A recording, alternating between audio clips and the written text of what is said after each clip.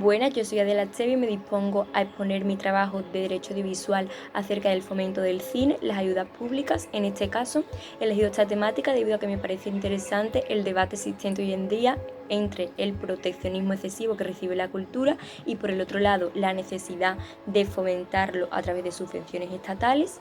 Me parecía interesante conocer a fondo la materia sobre la que se rigen estos argumentos y, por lo tanto, he decidido realizar esta presentación. Lo primero que debemos de tener en cuenta para hablar de estas ayudas es que tienen que respetar siempre el derecho de la Unión Europea. La Unión Europea, en términos generales, prohíbe las ayudas provenientes del Estado, debido a que considera que distorsionan la libre competencia. Sin embargo, realiza algunas excepciones, dentro de las que entran las actividades de naturaleza cultural. La actividad cinematográfica está calificada como tal.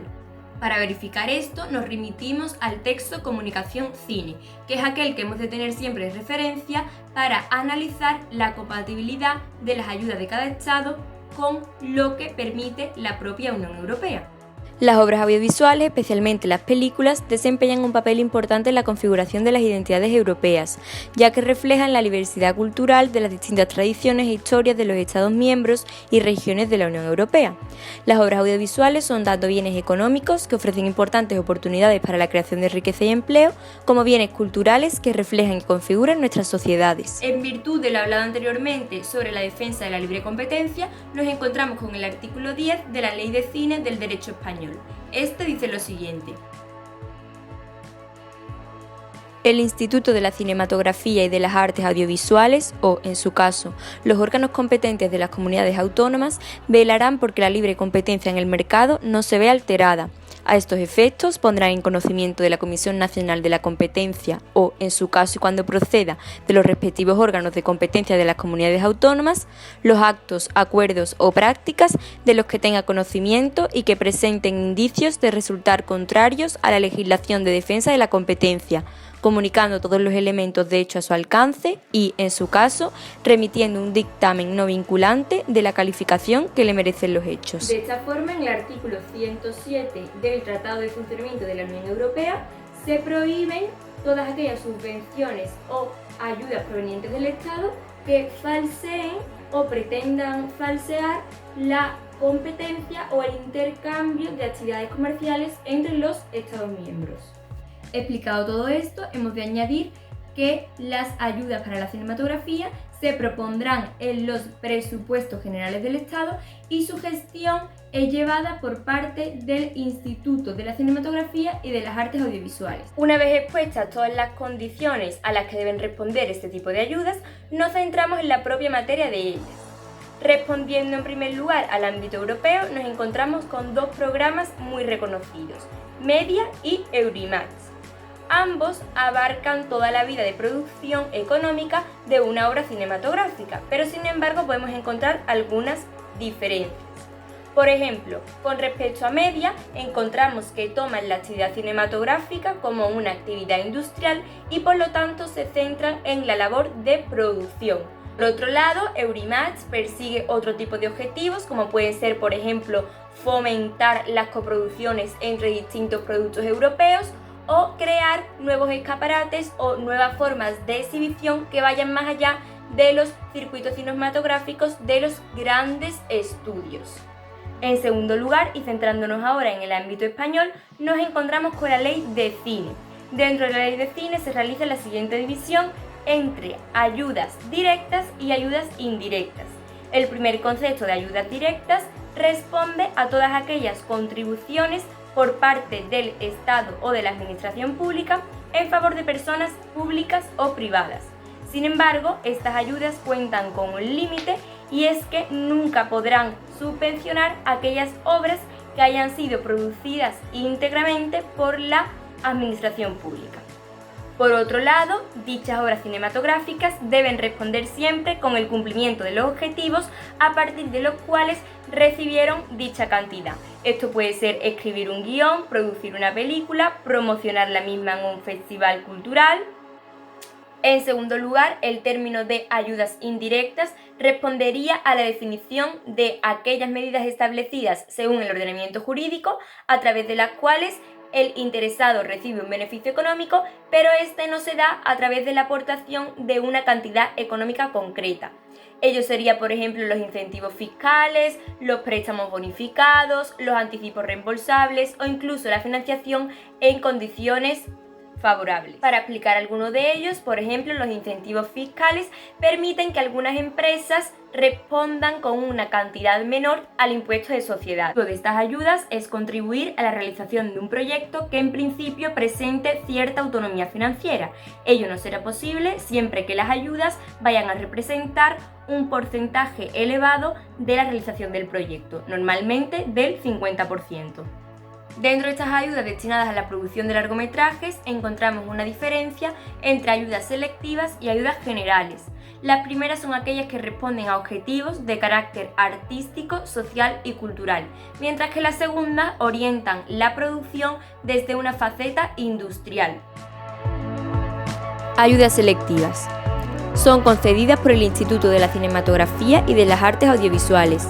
Dicha institución elegirá los proyectos que mejor satisfagan los criterios establecidos en las normas. Estos criterios pueden ser presupuesto presentado, adecuación al proyecto, viabilidad del plan de financiación aportado por la empresa, calidad y valor artístico del guión, etc.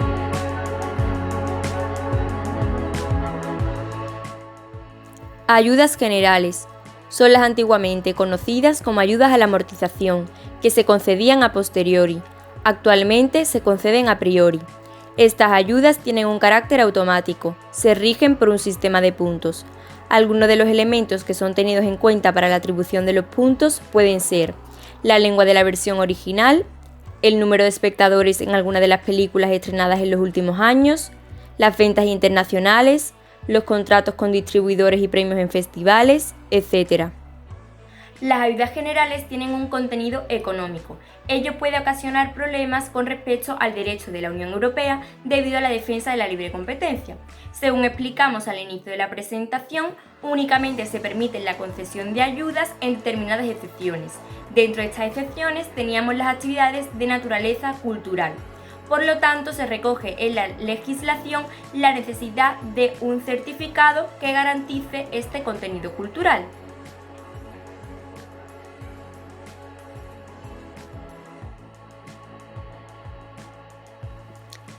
Tenga como versión original cualquiera de las lenguas oficiales en España. El contenido esté ambientado principalmente en España. El contenido tenga relación directa con cualquiera de las expresiones de la creación artística. El guión sea adaptación de una obra literaria preexistente. El contenido tenga carácter biográfico o en general refleje hechos o personajes de carácter histórico. El contenido incluya principalmente relatos, hechos o personajes mitológicos o legendarios que puedan considerarse integrados en cualquier patrimonio o tradición cultural del mundo. Permita un mejor conocimiento de la diversidad cultural, social, religiosa, étnica, filosófica o antropológica. El contenido esté relacionado con asuntos o temáticas que formen parte de la realidad social, cultural o política española o con incidencia sobre ellos. En el relato cinematográfico, uno de los protagonistas o varios de los personajes secundarios estén directamente vinculados con esa misma realidad social, cultural o política española. Se dirija especialmente a un público infantil o juvenil y contenga valores acordes con los principios y fines de la educación.